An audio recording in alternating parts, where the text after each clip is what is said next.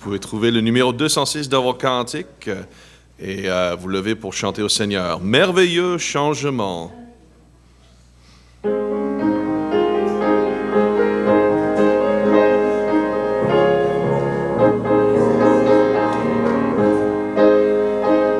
Merveilleux changement, je naquis de nouveau quand Jésus entra dans mon cœur. Quel grand jour lumineux, tout fut clair, tout fut beau quand Jésus entra dans mon cœur.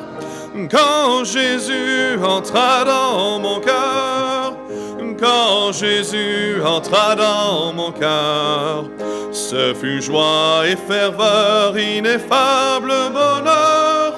Quand Jésus entra dans mon cœur, autrefois égaré, je suivais mon chemin. Quand Jésus entra dans mon cœur, il lava ma souillure et me prit par la main. Quand Jésus entra dans mon cœur, quand Jésus entra dans mon cœur, quand Jésus entra dans mon cœur, ce fut joie et ferveur, ineffable bonheur. Quand Jésus entra dans mon cœur, de jouir d'une paix, d'un espoir assuré, depuis qu'il entra dans mon cœur. Il bannit toute peur et toute obscurité, depuis qu'il entra dans mon cœur. Quand Jésus entra dans mon cœur, quand Jésus entra dans mon cœur, ce fut joie et ferveur, ineffable bonheur. Quand Jésus entra dans mon cœur. Amen. Tournez au 154. Numéro 154. De Jésus entends-tu la voix?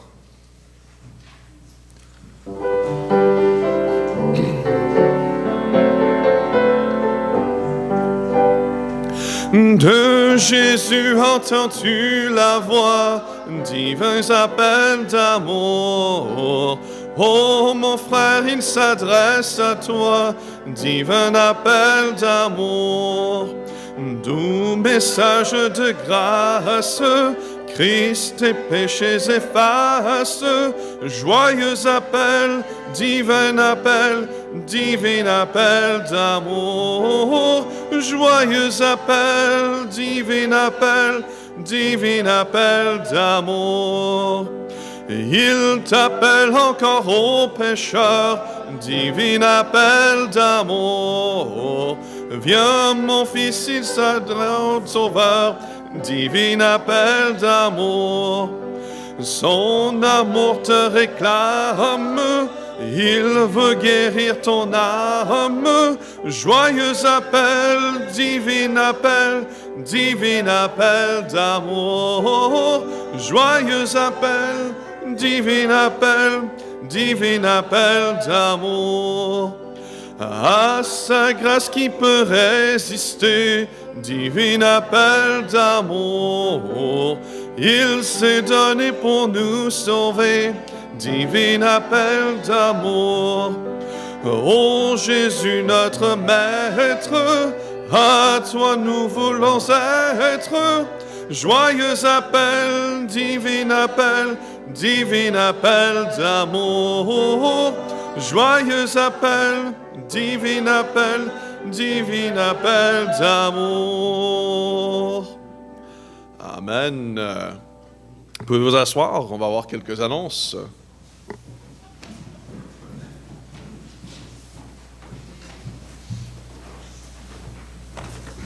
Amen. Gloire à Dieu, plaisir de vous voir ce matin. On va avoir un bon temps dans le Seigneur. Amen. On va commencer avec prière. Père éternel, merci pour cette journée. Pour le grand Dieu tout-puissant que tu es.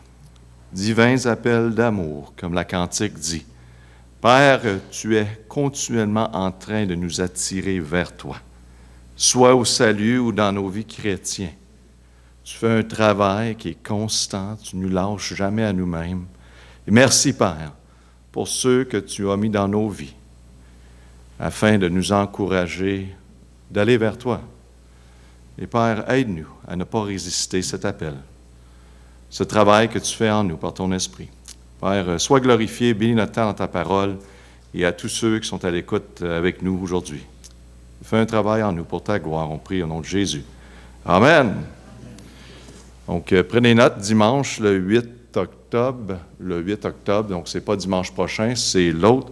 Nous avons l'action de grâce, donc il y aura un grand repas suite à la réunion. Donc, octobre 8, dimanche.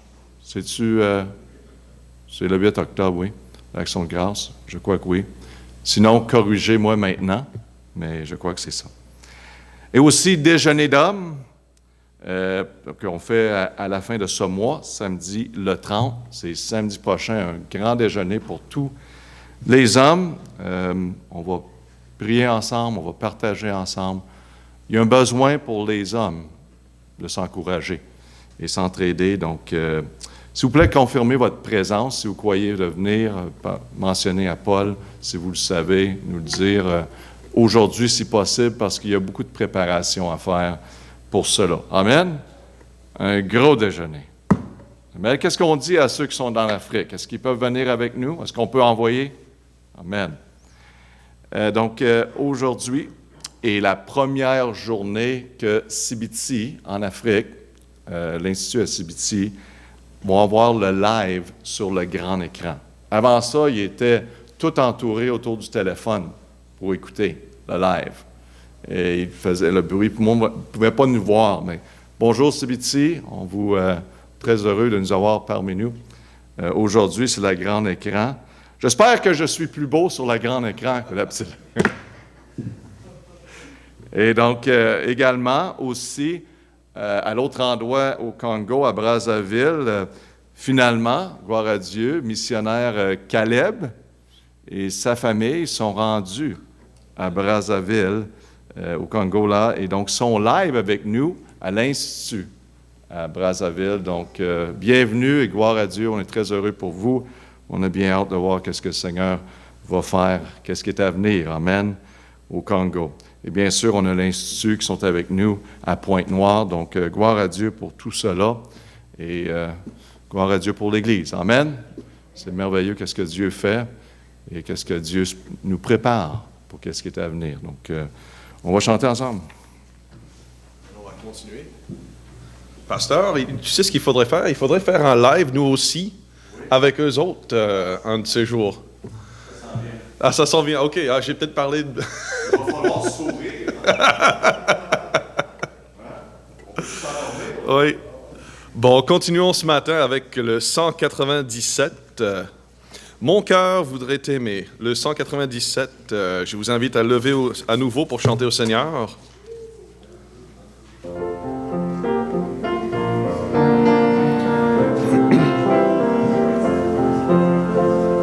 Mon cœur voudrait t'aimer, assez t'aimer, pour pouvoir supporter, tout supporter, la souffrance et la peine, l'injustice et la haine. Je veux assez t'aimer pour tout porter.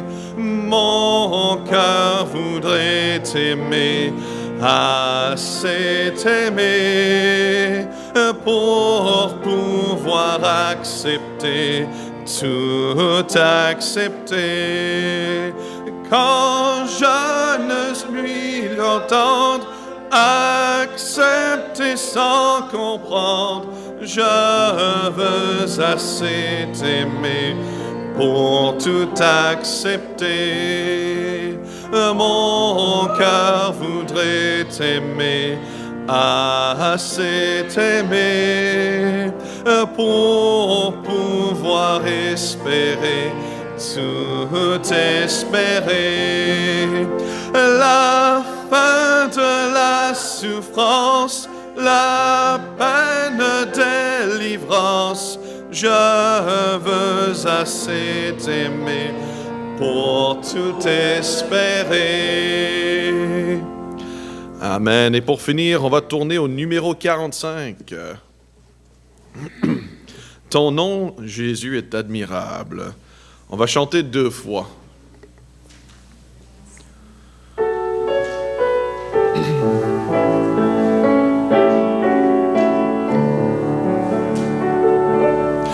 Ton nom, Seigneur Jésus, est admirable. Ton nom surpasse tout autre nom. Tu es le roi des rois, le Seigneur des seigneurs. Ton nom surpasse tout autre nom. On va faire une deuxième fois, s'il vous plaît. Ton nom, Seigneur Jésus, est admirable. Ton nom surpasse tout autre nom. Tu es le roi des rois, le Seigneur des seigneurs. Ton nom surpasse tout autre nom. Amen. Vous vous asseoir.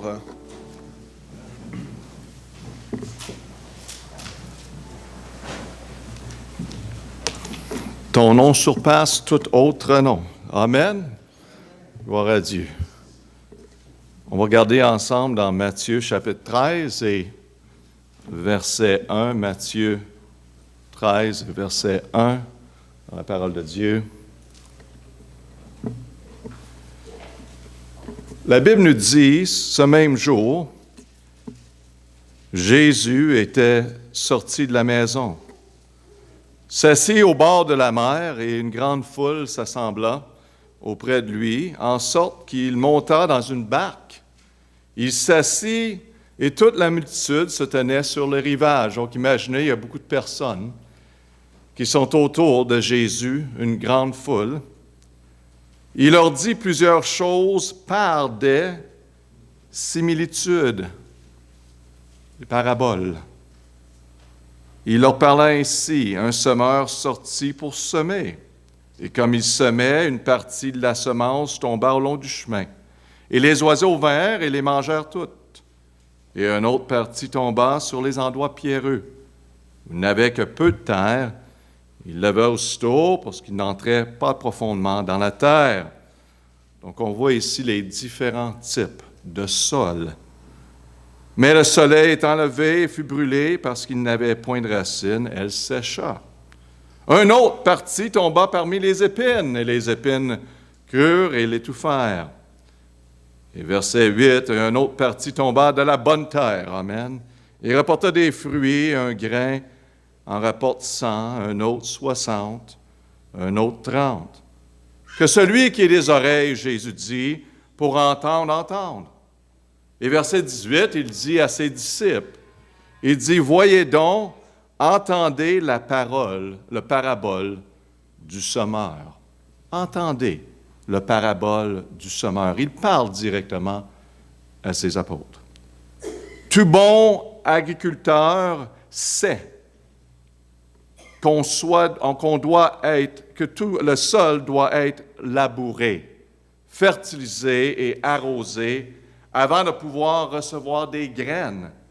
Et afin de commencer sa croissance, le sol tel qui est utilisé dans notre parabole, ce sont les gens qui sont représentés par le sol. Les gens, les personnes. Le sol représente les types de personnes. Le semeur représente Jésus-Christ. Et les graines, les semences représentent le royaume de Dieu, la parole de Dieu, l'Évangile.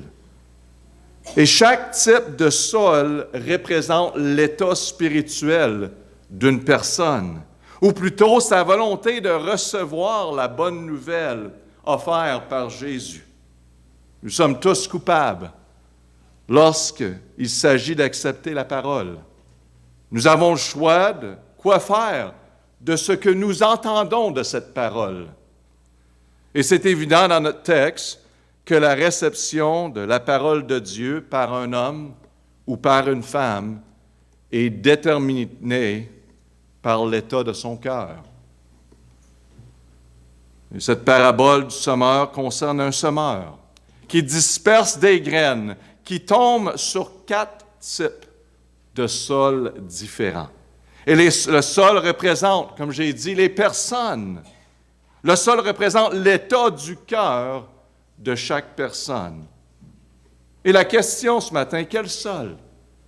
Quel sol êtes-vous? On va prier. Père éternel, merci pour cet enseignement que tu as enseigné à la foule. Et par la suite, tu l'as bien expliqué à tes disciples à travers de plusieurs versets. C'était un message qui était vraiment important, que ça soit bien enseigné. C'est la réalité de la vie, dans ce temps, puis même aujourd'hui. Et Père, parle à nos cœurs à travers ce message. Quel type de sol? On prie au nom de Jésus. Amen. Numéro 1, on voit le sol dur. Le sol qui est dur. Dans Matthieu 13, 4. Un semeur sorti pour semer, et comme il semait, une partie de la semence tomba le long du chemin. Sur le chemin, c'est dur. Et les oiseaux, bien sûr, parce que ça ne rentrait pas dans le sol, vinrent et le mangèrent tout. Et Jésus explique dans quelques versets plus tard qu'est-ce qu'il voulait dire par cela. Il dit à ses disciples, lorsqu'un homme, verset 19, écoute la parole du royaume et qu'il ne le comprend point, le malin vient, on parle de l'adversaire, et ravit ce qui est semé dans le cœur. C'est celui qui a reçu la semence le long du chemin. L'adversaire le prend. C'est évident que le sol dur, au bord du chemin, empêche la graine de germer. Et la graine ne devient rien de plus que la nourriture pour les oiseaux. Le sol dur représente quelqu'un qui est endurci par le péché. Il attend, mais ne comprend pas. Il entend, mais il ne comprend pas la parole de Dieu. Et Satan arrache le message, le malin arrache le message, gardant le cœur engourdi et empêchant la parole de faire une impression dans sa vie. Napoléon, ce n'est pas un chrétien, l'empereur, a dit à un ami athée, ils ont constaté ceci en regardant. Qu'est-ce qu'ils ont remarqué? Qu'il y a certains hommes qui sont capables de tout croire dans la vie, sauf la Bible.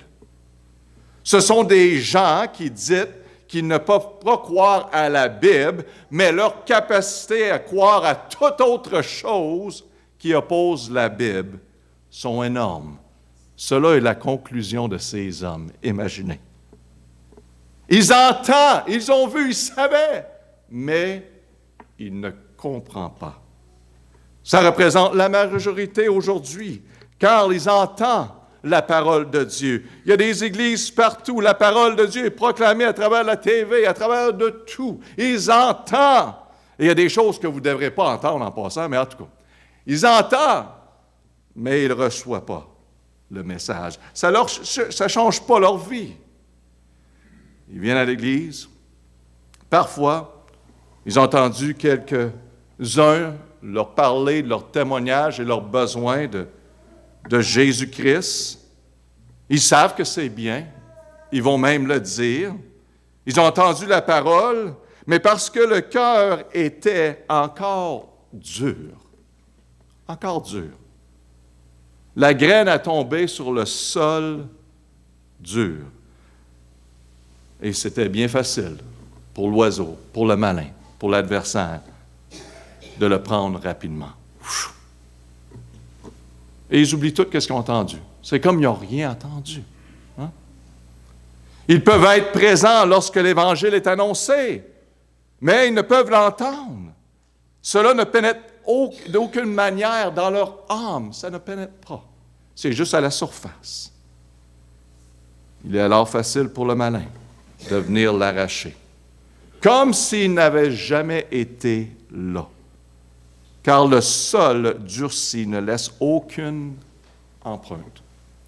C'est quelque chose. Mais, de notre côté, on continue.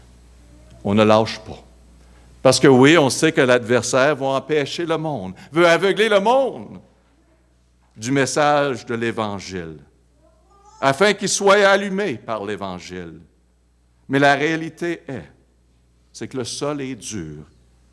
Il n'est pas prêt à recevoir cette graine.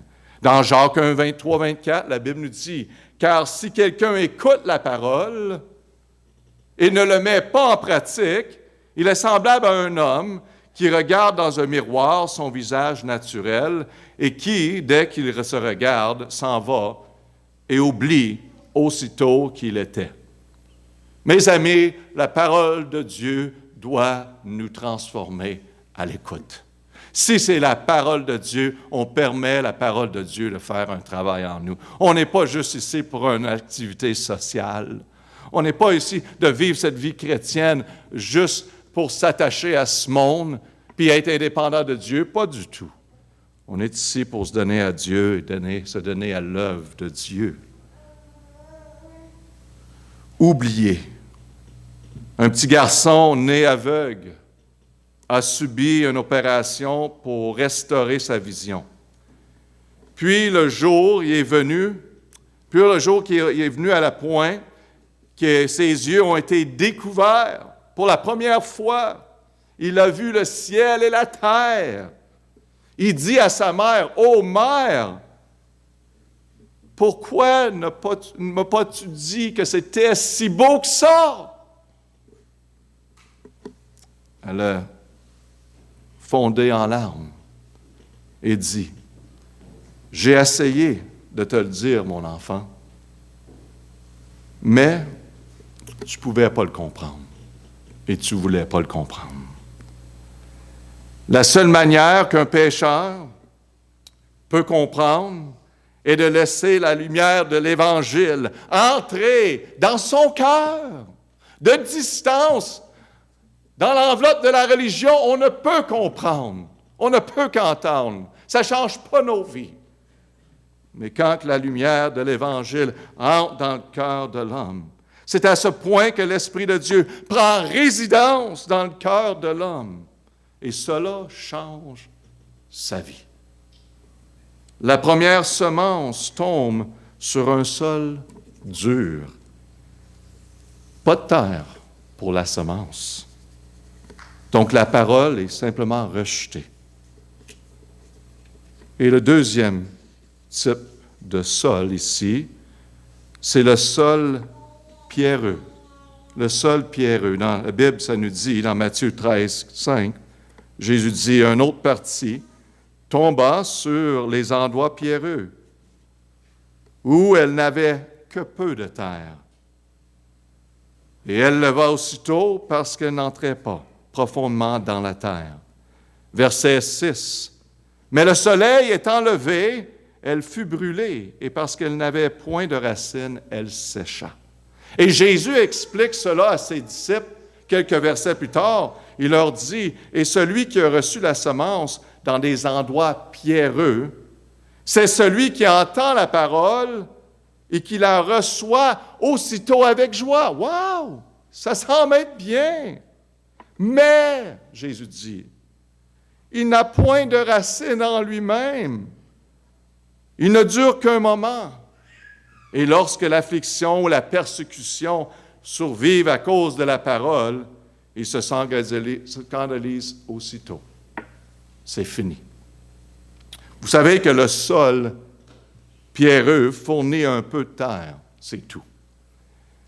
Pour que les graines germent et commencent à pousser. Mais comme il n'y a aucune profondeur dans ce type de sol, les plantes ne prennent pas racine et sont brûlées rapidement par le soleil.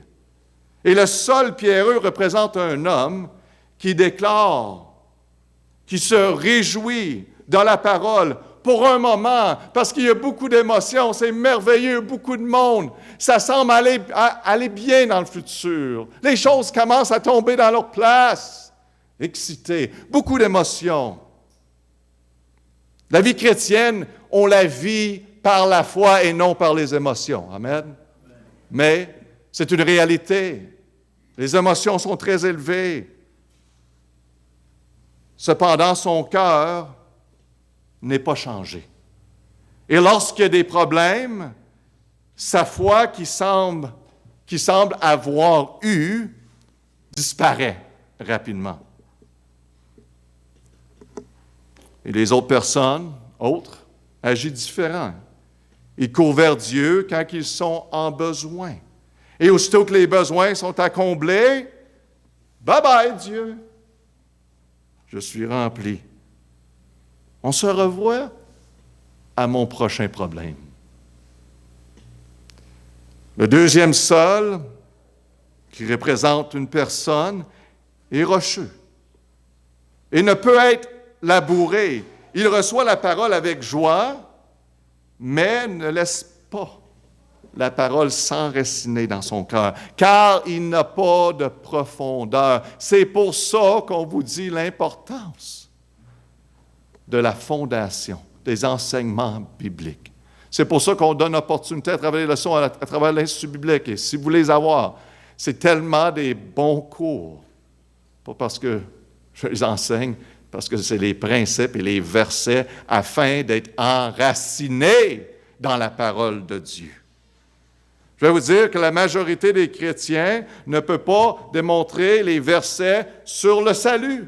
Si je demande pour 10 versets ou des versets sur l'assurance du salut, il faut être enraciné dans ces jours de déception, parce que nous allons aller ici, puis là, puis faire ci, puis changer, parce que nous ne sommes pas enracinés dans la parole. Bien sûr, dans Jacques, ça nous le dit bien. Une personne qui fait juste écouter, qui ne met pas en pratique, il oublie d'où qu'il vient, d'où qu'il est. Ils entendent avec émotion, mais ne met pas en pratique, ne change pas. La parole de Dieu ne permet pas de les changer. On peut s'appeler simplement des personnes religieuses à ce point-là. Parce que c'est ça que la religion enseigne. Tu entends, mais ça ne change pas ta vie. Tu fais juste suivre.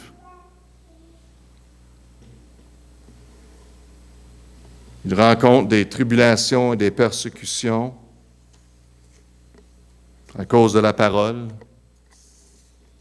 Les graines tombent de côté.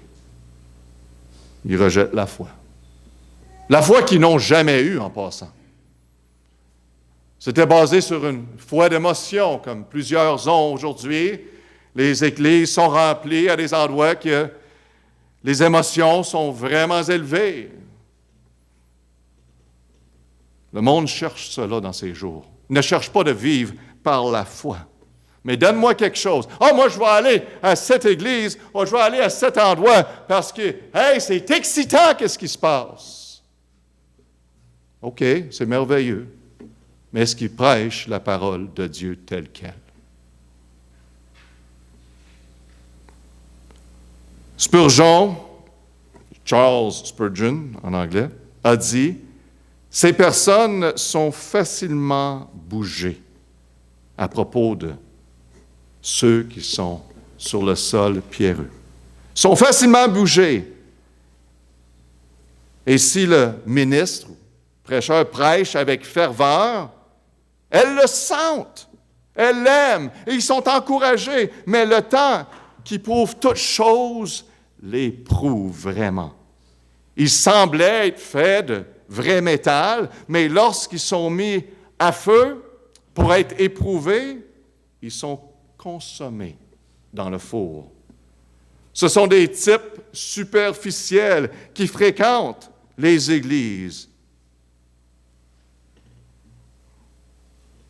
Il a dit lui-même, j'ai pensé même de dire, cet homme sortira du monde un de ces jours, il pensait, j'en suis sûr. Et je remerciais Dieu pour lui. Et il dit, hélas, dans le temps, il est toujours le même, il n'a pas changé.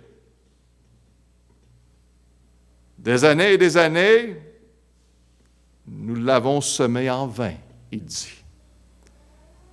Et il répète les mêmes cycles, toujours. Il ne semble jamais de sortir de ce cycle pour avancer pour la gloire de Dieu. Wow! La deuxième semence tombe sur un sol pierreux. Pas assez de terre, pas assez de profondeur. Le Seigneur veut nous apporter encore plus profond. Ce n'est pas fini pour moi et pour vous. Êtes-vous prêts à aller encore plus fond, enraciné dans sa parole? Et on voit le troisième type, ici, le sol épineux. Matthieu 13, 7, un autre parti tomba parmi les épines, et les épines crurent et l'étouffèrent.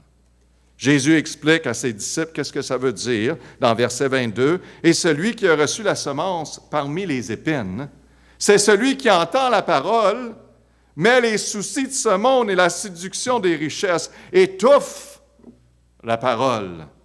Il devient infructueuse. Le sol épineux représente celui qui semble recevoir la parole, mais le cœur est concentré sur les richesses, le plaisir et les convoitises de ce monde. Les choses de ce monde détournent son temps et son attention de la parole de Dieu. Il ne finit pas en avoir le temps. Un jour, je vais m'engager. Un jour, je vais devenir enraciné dans la parole de Dieu. Un jour. Probablement que le jour ne viendra jamais si on a cet esprit, cette attitude. J'ai entendu un témoignage de mon épouse me mentionner un jeune homme qui se lève au collège. Ils sont très occupés à l'université, mais qui se lève à 4 heures afin qu'il puisse avoir ses études bibliques le matin. Faire qu'est-ce qu'on doit faire. Amen. À un jeune âge. Il réalise l'importance et le succès de sa vie dépend sur sa relation avec Dieu.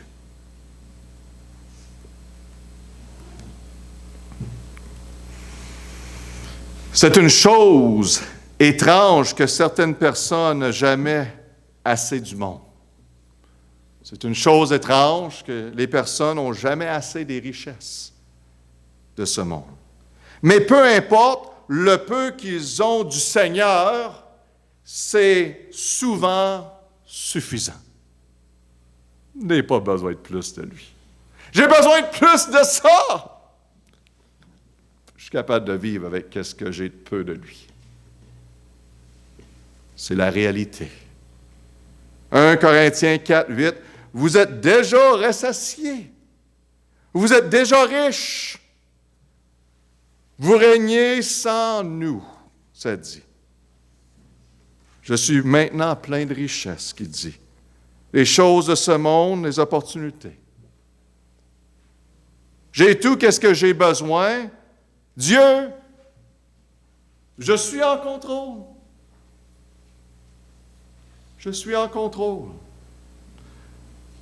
Dieu va toujours nous montrer qu'est-ce que c'est quand l'homme pense qu'il est en contrôle,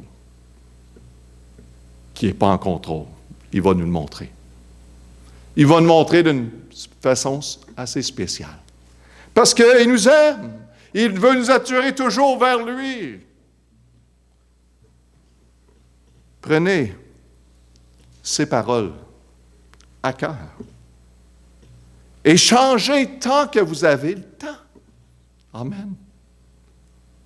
Un millionnaire à New York est arrivé à la fin de son voyage de sa vie. Il dit, sur son lit de mort, Il a expressé continuellement des remords pour une vie mal passée.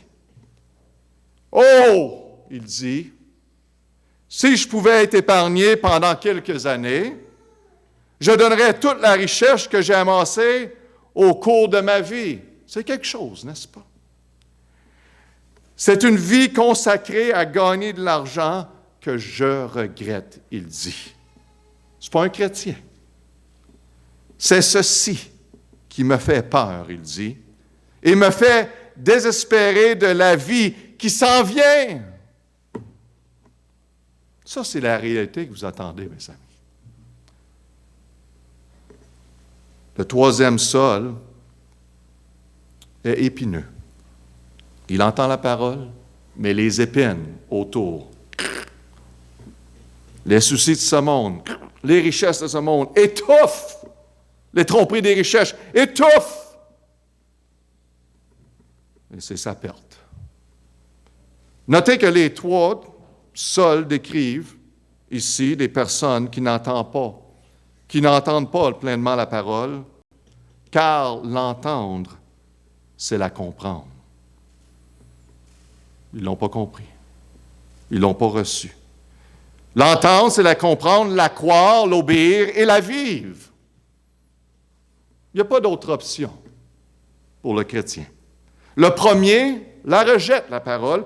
Le deuxième, plein d'émotions, il reçoit, mais il abandonne. Quand il fait face à les objections, l'adversité. C'était une foi temporaire, comme on appelle, basée sur les émotions. Le troisième, oui, je le veux, mais pas autant que le monde. Pas autant que les richesses. Oui, je veux Jésus, mais je veux garder mes dieux. Ça ne marche pas. C'est lui et lui seul. En finissant, quatrième, c'est le bon sol. Amen. Le bon sol. Matthieu 13, 8. Et un autre parti tomba de la bonne terre et rapporta du fruit.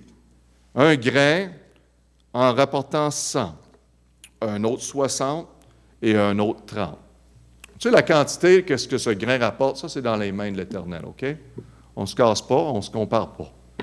Dieu nous donne des différents dons, différentes opportunités, différents ministères et tout ça. Mais c'est de rapporter des fruits, mes amis. Et Jésus explique à ses disciples dans Matthieu 13, 23, « Mais celui qui a reçu la semence dans une bonne terre, c'est celui qui entend la parole et qui la comprend et qui porte des fruits. » Wow! En sorte qu'un grain en produit 100, un autre 60, un autre 30. La bonne terre représente celui qui entend et comprend et reçoit la parole, puis permet à la parole d'accomplir son résultat dans sa vie personnelle. L'homme représenté par la bonne terre est le seul des quatre qui est véritablement sauvé. On le voit par les fruits. Car la preuve du salut, c'est les fruits. La bonne terre reçoit la graine et produit beaucoup de fruits.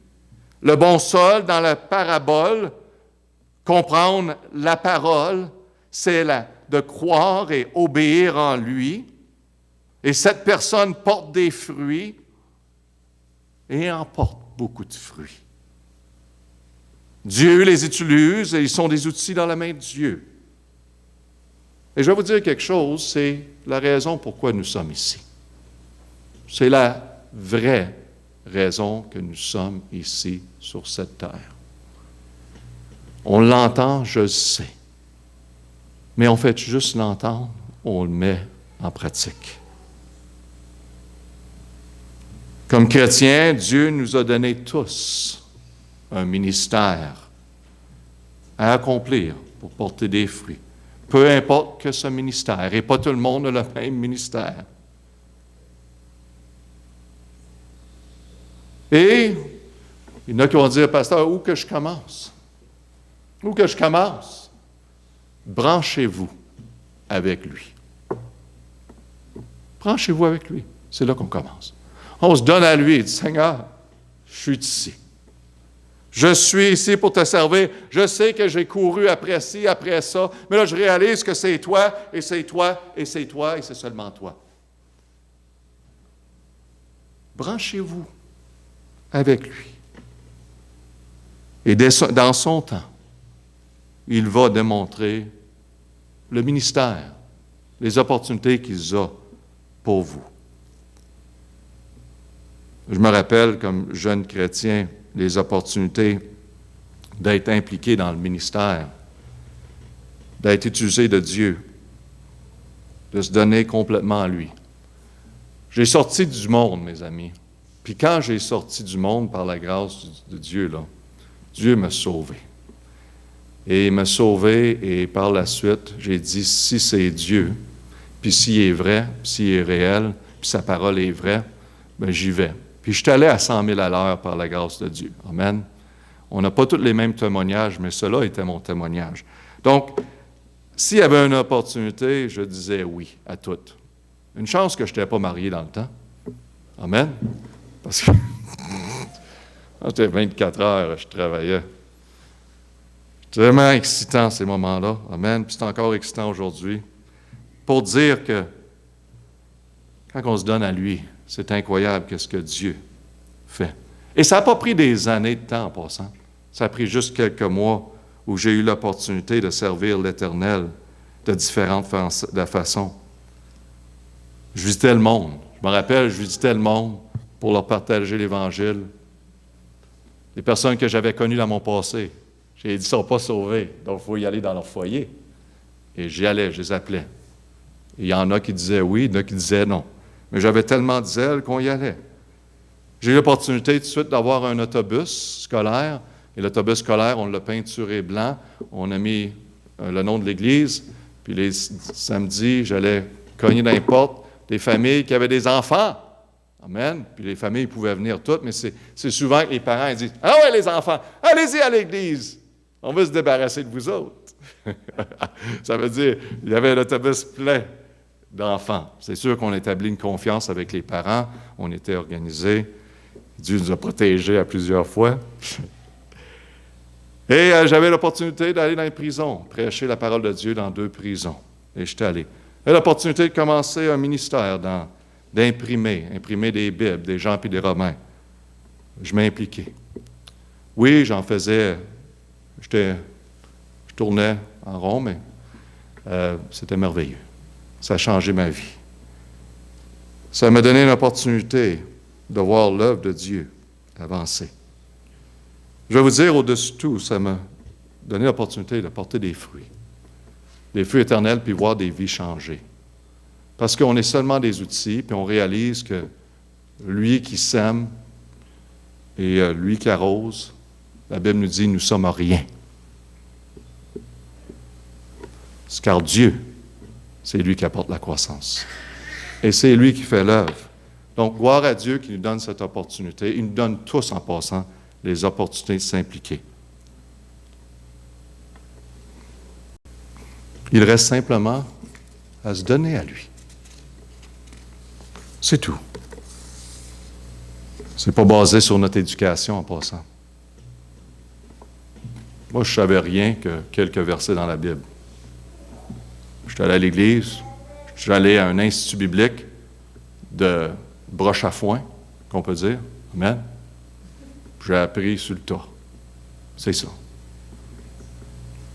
Je suis honnête. Je n'ai pas une bonne éducation, honnêtement. Vous pouvez retourner de base si vous voulez. Mais je connais la parole de Dieu. C'est Dieu qui me l'a enseigné. Amen. Et on vit par la foi. C'est merveilleux. C'est un procès naturel, le désir de porter des fruits. La semence, la parole est en nous. Ça peut que pousser quand c'est en nous. Ça peut que pousser des fruits quand l'Esprit de Dieu est en nous. Ça peut que. Il n'y a pas d'autre option. Le désir est là. Et s'il n'y a aucun désir, mes amis, c'est pas parce que vous avez perdu le salut, c'est parce que vous n'avez jamais eu salut. C'est pas compliqué. Venez à Jésus-Christ. pour le salut. Quel sol êtes-vous? Dans les versets suivants, dans notre texte, Jésus donne l'explication à ses disciples, car ils ont demandé à Jésus pourquoi ils utilisaient des paraboles. Et Jésus a dit à ses disciples que les secrets leur sont clairs à eux comme disciples parce qu'ils ont déjà le royaume de Dieu en eux. Ils sont sauvés. Mais concernant ceux de l'extérieur, les autres trois, seuls, il a utilisé des paraboles parce que les gens sont insensibles aux paroles claires de l'Écriture. Et c'est ça qu'a dit Jésus lui-même. Il l'a expliqué. Il dit dans verset 10, il dit, « Alors les disciples s'étaient approchés de lui dire, « Pourquoi leur parles-tu en paraboles? » Et il répondit, il leur dit, « Parce qu'il vous est donné de connaître les mystères du royaume des cieux, mais cela ne leur est point donné, parce que l'Esprit de Dieu était en eux. » Verset 13, « C'est à cause de cela que je leur parle en similitude avec des paraboles, parce qu'en voyant, ils ne voient point, et qu'entendant, ils n'entendent et ne comprennent point. Car le cœur de ce peuple est appesanti. Ils entendent dur de leur oreille, ils ont fermé les yeux, de peur qu'ils ne voient de leurs yeux et qu'ils n'entendent de leurs oreilles, et qu'ils ne comprennent du cœur, et qu'ils ne se convertissent. Voilà. Et que je ne les guérisse. C'est le but de notre Seigneur, de convertir. Mais il dit à ses disciples, « Vous êtes heureux d'avoir des yeux qui voient et des oreilles qui entendent. » Spurgeon, encore, le grand prêcheur, il a couché une soirée dans une auberge en Italie, où il a remarqué que le sol était terriblement sale. Il a dit, « J'avais en tête de conseiller à la dame de le frotter. Mais quand j'ai aperçu qu'il était fait de terre, j'ai réfléchi que plus qu'elle frottait, pire que ça serait. » Ainsi, il dit, Dieu sait qu'il ne peut avoir aucune amélioration de la nature corrompue de l'homme, sauf par la foi en Jésus-Christ. L'homme peut tout faire pour s'améliorer. Hein? Ça reste de la terre, mes amis. Hein? Ça va être encore plus de terre, c'est encore plus de déco. Le plus que l'homme se donne à s'améliorer lui-même à part de Dieu. Le salut est plus qu'une écoute superficielle. Quelqu'un qui est vraiment sauvé le démontrera. On n'est pas sauvé par les œuvres, mais on va démontrer des fruits, des œuvres de notre salut. Hein? Les fruits de cet arbre qui est enraciné, de cette plante, vont sortir. Que notre foi et notre vie illustrent la bonne terre dans la parabole du sommeur. La réception de la parole de Dieu par un homme, par une femme, par un enfant, est déterminée par l'état de son cœur. Notre cœur représente quel sol? On va prier. Père éternel, merci. Merci pour la parole de Dieu, toute une parabole. Wow! Bien expliqué à travers de ces versets. Père, aide-nous à faire une évaluation. On a entendu ce matin. Mais Père, aide-nous. Pas seulement entendre, mais de comprendre, de croire. Et par la foi, de prendre la décision qu'on doit prendre pour ta gloire. On prie au nom de Jésus. Le piano va jouer. On va prendre un moment avec le Seigneur et prenons la décision que le Seigneur a mis dans notre cœur à prendre. Est-ce que c'est le salut ce matin? Êtes-vous sauvés? Est-ce que Christ habite en vous? Sinon, mes amis, venez à Jésus-Christ pour le salut. Chrétiens, le Seigneur nous a mis dans une bonne terre. C'est le temps de se donner à lui, s'abandonner à lui. C'est le temps d'être vraiment enraciné en lui, afin d'être des outils dans la main de Dieu. Allons-y.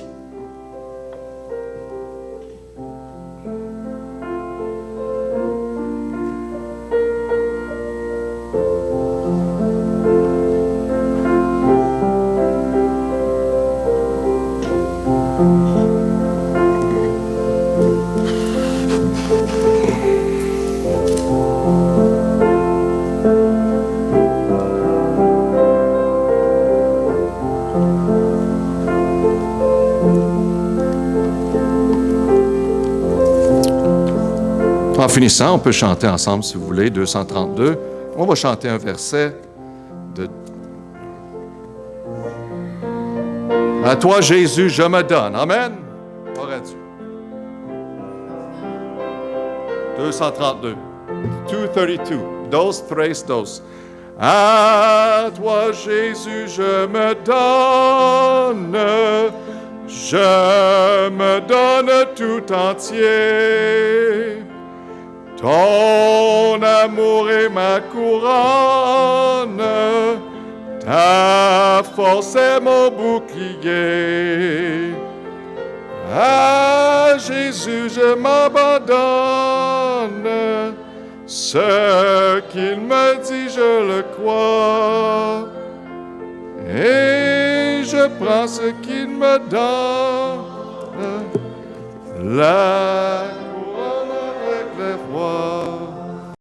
Et qu'on aime les fruits sur les fleurs. On regardait encore les fleurs. Et que c'est beau les fruits sur un chrétien. Amen. Allons-y pour la gloire de Dieu. En passant, café et dessert dans le sous-sol. Rachel travaille fort pour nous préparer ça. Puis en espérant que ça va être toutes les semaines. Amen. Amen. Donc, si vous êtes pressé, prenez un café et courez. Prenez un dessert puis allez-vous-en. Si vous voulez rester pour quelques minutes, jaser, allez-y. Donc, directement au sol, profitez.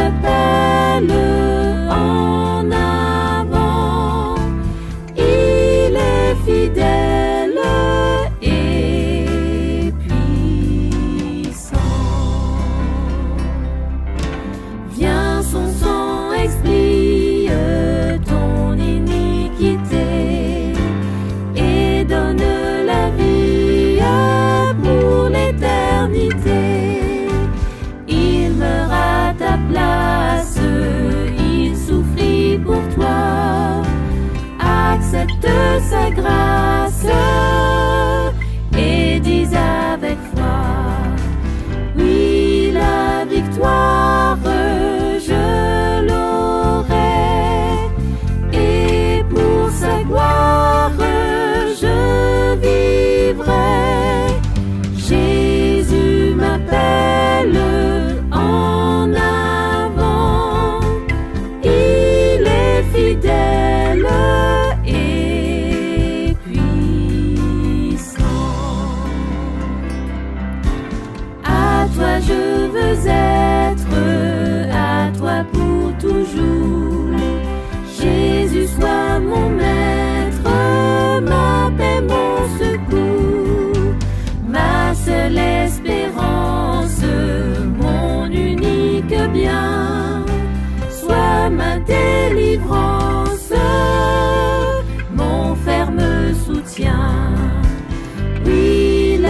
victoire nous l'aurons, et pour sa gloire nous vivrons. Une couronne